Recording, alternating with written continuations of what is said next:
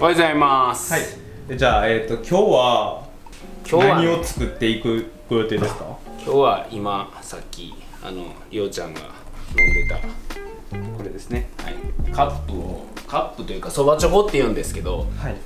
まあ日本で言うとお蕎麦を食べるときに蕎麦のつゆを入れるような器なんですけど、それをちょっと春に手ぬぐいと一緒にオンラインで販売したいなと思ってて、それの一応制作動画をお送りしようかなと思ってます。今日その手ぬぐいの打ち合わせもちょっと打ち合わせも昼からはい、デザイナーの方と打ち合わせしようと思ってます。はい、ありがとうございます。これあれですかね、今土を用意するんですけど、ちょっと硬さをこの土がちょっと柔らかいんで、ちょっと硬い土と混ぜようと思ってます。これもうちは今のところはまだ手でやってますね。機械でやってるところもあるってことですか？機械でやるとこもありますね。ドレンキっていうのがあるので、それでやればもう一発で混ざった土が出てくるんですけど、ちょっとスペース取るんですよね。大きいんですよ、結構物自体が。ちょっと今置くとこがないので、はい、で土も僕が使うのは一種類だけっていうことでもないので、その都度洗ったりするのがちょっと大変なので、もう手でいける範囲は手でいこうと思って手でやってます。ちなみにさっきお話ししてた土の硬さってあったと思うんですけど、はい、これは何ですか、その産地とかによって変わってくるんですか？土の硬さはもう水分量ですよね。単純に水分が多いと柔らかいし、水分がちょっと少ないと硬いんですけど、粒子の粗さとかね、そういうのは結構産地によって違いますけど、今僕が使っているこの信楽の土は、比較的精製された土なんで滑らかというか粘りもあって、使いやすい扱いやすい土にはなってます。土が変われば、はい、色とかも変わってきたりとかするんですか？色も変わりますよ、もちろん。これは鉄分が少ないので焼き上がりはちょっと白っぽい色なんですけど、鉄分が多い土はやっぱちょっと茶色く焼き上がったり、黒っぽく焦げ茶色っぽく焼き上がったりするような土もあります。逆さによってはなんか顔料とか入れてちょっとこう青い土とかピンクの土とかそういうの作る方もいらっしゃるみたいですね。児玉さんの、その色の展開としては、はい、3色ですかね？いや、いろいろあるんですけど、あるんですか？でも3色とか4色ぐらいが結構主流になってきてますね。今白いカンバスっていうのと、ちょっとグレージュみたいな感じのリネンっていうのと、あと真っ黒でさっきのねカップみたいな、あとグレーの貝っていう天然の灰を使って、これも天然の灰使ってるんですけど、灰作りとかもまたねお見せできたらいいなと思ってるんですけど、そういうのとぐらいが主体で、あと春にはちょっと青っぽい器とか黄色っぽい器とかも作ってますね。灰っていうのはあれですか？はい、その燃えた木の灰を混ぜるんですか？広葉樹がメインですけど、広葉樹を薪ストーブとかで燃やすじゃないですか。はい、その出てきた灰を一回水に溶いて、でまたそれをこう不純物を取り除いて精製していくんですよ。でそれを水を抜いていって粉末にまた戻すんですよね。でそれを薬に使うんですけど、天然の灰を使ってるとこは作家さんは多いかもしれないですけど、面倒くさいんで結構だからちょっと少なめではありますよね。でもやっぱ天然の灰なんていろんなものがもうそこに含まれてるので、僕自身はそれが一番こう複雑な感じでいいのかなと思って、結構ずっとそれでやってますね。灰がだから必要なんで、いろんな暖炉お持ちとか薪ストーブお持ちの方から灰をずっといただいていて、それを使ってますね。はい。まずその辺はおいおいまた違う動画で肺の話はしたいなと。肺は深いですから。ああ、そうなんですね。結構、はい。なのでいいですね。その辺はちょっとやりたいです、動画で。僕はこうやってこれ大体一つのなんていうんでしょう、重さみたいなのは決まってる。これね、僕そばちょこは200でやってるんですよ。なんか数引きって言って大きな塊から作るやり方もあるんですけど、弟子の時とかはそうやってやってたんですけど、数引きでやるとどうしても最初の方はばらつきが出ちゃうんで、結構量を小ロットでたくさんいろんな種類作るってなると、もう最初から測ってる方が重さにばらつきもなくなるので、こういう感じでやってます。あと僕が作ってる作品は結構どれも薄作りというか、ちょっと薄いのが特徴。持った時の感触を大事にしてるんで、持った時にこうちょっとなんか軽やかな感じでできるのがいいなと思ってるんで、なのでちょっともう一つ一つ大体もう重さは決まってますね。このそばチョコだけじゃなくて、これあれやな、土もみしながらやったら結構息が上がるね。喋りながらはですか。いつもは結構黙々とうんなんかまあ音楽かけてる時もあるし、なんかラジオみたいなのかけてる時もあるしっていう感じなんですけど、喋りながらやるとちょっとしんどいな。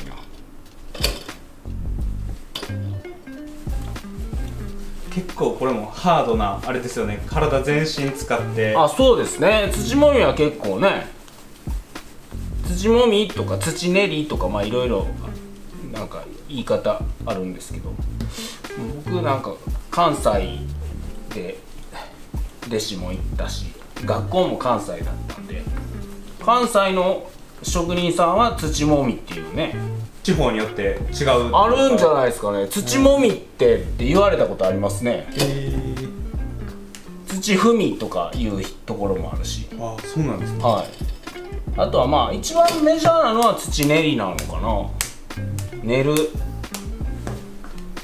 ていう風に言うんですね。なのかな。僕らはずっと土もみで来ちゃったけど、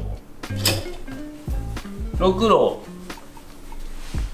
あれ何って言います？ろくろを回すろくろを引くとか言うんですけどね。あ、引くっていうんですか、関西の方ですか？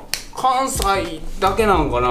昔は多分江戸時代とかのちょっと本とか残ってる文献を見ると、こうやって一人の人がこっちでこう紐をこうやって、まあなんか自転車の車輪みたいなチェーンがあって、こうやって回しながらやってるところがあったりして、それがこう引いてるからろくろ引くなんかなとか思ったことあるんですけど、でも地方によっては京都とかやったら多分こう棒でこうやって回すんですよ。はい。ここに穴が開いてて、で棒でこうぐるぐるぐるって回してからその反動で作り出すとか、ケロクロって言って蹴って回す。ケロクロは今も使ってる人結構いますけどね。今どっちかというと今のやつはろくろ踏むですもんね。踏むですね、これね。電動やから。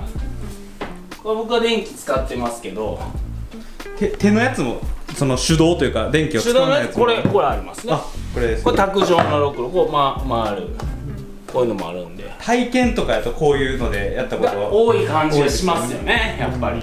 はい。じゃあ次の工程は、これはろくろ、今からろくろ成形に入りますね。はい。今さっきこれ幅を合わされてる。これ高さですね。高さなんですね。でこれがまあ中の深さと径を測るんです。これトンボって言いますけど、これはまあ大体器作る職人さんとか作家さんはこれ自分で作って、自分で作るんですね。自分で竹を裂いてこういうのを作るんですけど、大きさに合わせてってことですか？大きさに合わせてですね、ものによって、はい、焼いたらちょっと縮みますから、その分考慮してちょっと大きめに作るって感じなんですけど、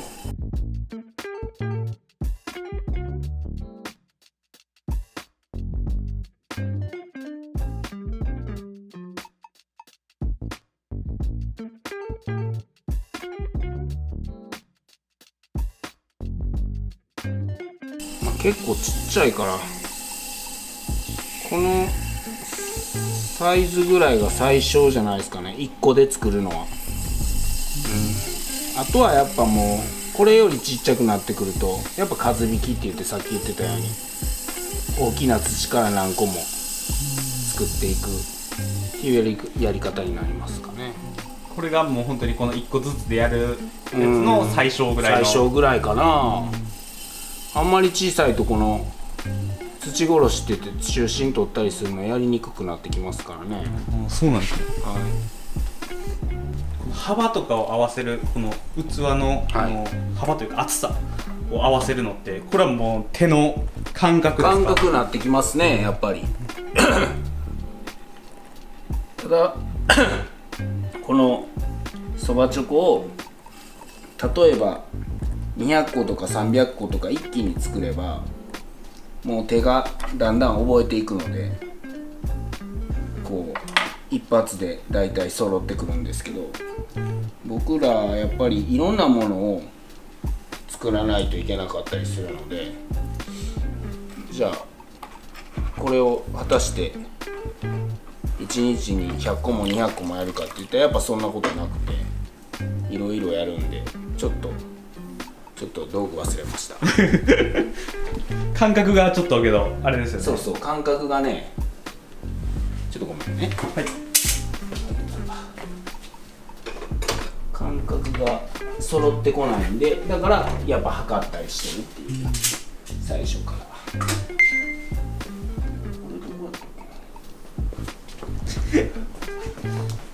こがね、はい、こういうのでこう引いてまっすぐ一応押しちゃうんですよ。削るのは削るんですけどね。で僕このそばチョコに関して言うと、この内ゴテって言って中のコテは当ててないですね。手だけでいってますね。はい。コテ、さっきのこれですか？これはね竹べらなんだけど、コテってこういうのをこう当てる時もあるんですけど、このそばチョコに関してはもう手だけで、はい、いってますね。でこう幅がこうで合うようにで高さがこんな感じで、はい。でこれなめしっていうんですけど、口元をきれいにする。尖ってる部分を切れちょっと滑らかにですね。はい。でこれでもう切っちゃうんですけど、これをまあ見てる人がどれだけそういうことに興味があるかわかんないけどでもまあこういう感じでちょっと自然体で気になっていったことをどんどん喋りながら発信していければなと思いますよね。質問とかも来そうですよね。だからそうですね。なんでまあ質問とかあれば、その次の動画とかで、そうですね、またそれがいいかもしれないですね。こういう質問があったんでお答えしますみたいな。何々焼きとかって結構あるじゃないですか。はい。それによってそのやり方とかが結構変わったりするってことですか？それはやっぱ産地によってありますよね。僕丹波焼き、兵庫県篠山市にある丹波焼きで修行しましたけど、なんかろくろの回転逆なんですよ。逆っていうのは、これ今右回転時計回りと一緒なんですけど、こうなんですよ。だから作るのはだいたいこっち側で作るんですよね。左側。左側。はい。こう抜けていく方なんで、こっち入ってくる方じゃないですか。はい。こっちで作ろうと思うと引っかかるんですよ。こう抜けていく方で作らないといけないから、触るのはこの辺か、まあこの辺かなんですよね。こっちをこう触るってことはないんですよ。入ってくるから。でも丹波は逆回転でこっちなんですよね。これまあスイッチ一つで逆回転になるんですけど、連動なんで。丹波の作家はこっちで作るんですよ。作家というか職人さんとか作家さんは。これはまあなんかいろいろあるんですけど、諸説。僕学校は京都で行ったんで、京都は右回転なんで右回転でずっと練習してたんですよね。で弟子入りしたら左回転になったんですよ。でもまあうちの師匠は別にもう右回転で慣れてるんやったら右回転でええでみたいなこと言ってくれたんで、そのまま右回転で行きましたけど、丹波はなんか外ゴテって言って外にコテを当てるんですよね。さっき僕がこういう風に当ててたような感じで、はいはい、外にコテを当てるんで、外にコテを当てるためにやっぱ利き手の右手でしっかり持ちたいから、こっちで外にコテ当てるのに、これはまあこうまっすぐなんであれなんですけど、例えばこういうのをこう当てようと思ったら左手になっちゃうから、右手の方がしっかり当てれるからっていうのとか聞いたことあります。で大多数のとこは内コテって言って中にコテを当てるので、ヘラとかコテとかだから、それは右手でやっぱ持つ感じになるのでっていうようなことを聞いたことありますね。丹波は大きいのが多かったんで、昔亀とかなんか大きな壺とか、だから外コテを当ててたっていう話を聞いたことがあります。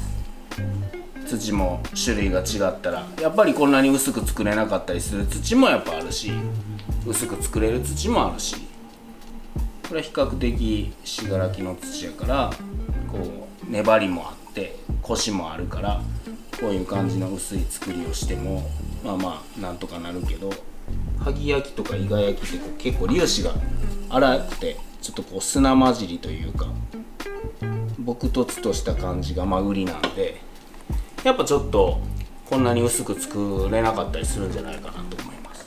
目がちょっと粗い。目が粗いですね。はい。それが良かったりするじゃないですか、雰囲気的に。だから産地によってやっぱありますよね。僕ももう今こういう感じでやってますけど、どんな焼き物も結構好きなんで、ああいう萩焼きみたいなんとか伊賀焼きとか唐津焼きみたいな、こうちょっとなんかゴツゴツした感じというかザラザラした感じというか、ああいうのも結構好きなんですけどね。なかなか最初選ぶのに苦労しましたよね。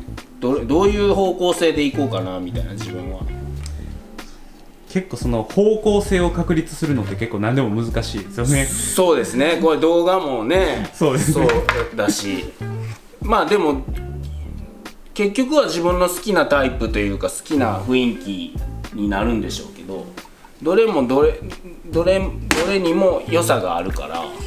ここにたどり着いたのはいつぐらいなんですか？どれぐらいかな、10年ぐらい前かな。今僕独立してだいたい18年目ぐらいなんですよ。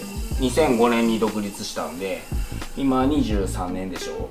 だから18年目ぐらいで、最初は陶芸教室とかでこう生計を立ててたというか、まあ独り身だったんでそんなに収入もいらなかったので、陶芸教室とあとまあ好きなものを自由に作ってたんですよね。まあその時は手探りですよね。要はね、何が作りたいのかよく分かってなかったんで、弟子入りはしてたけど、丹波焼きにいたけど丹波焼きをしたいっていうのもあんま思ってなかったんで、やっぱ結婚して子供ができてからぐらいからちょっと真剣にこっからの作家活動をどうしていこうかっていうのをいろいろ模索しだした時に、まあでも基本的に薄いのが好きでしたね。元から結構、はい、分厚くてなんかこうゴテッとした民芸ザ民芸みたいなのもその嫌いじゃないんですけど、自分が作るにはなんかやっぱ薄めのやつがいいなみたいな感じで思ってたかな。そっからこういろいろ試行錯誤いろいろしましたね。やっぱり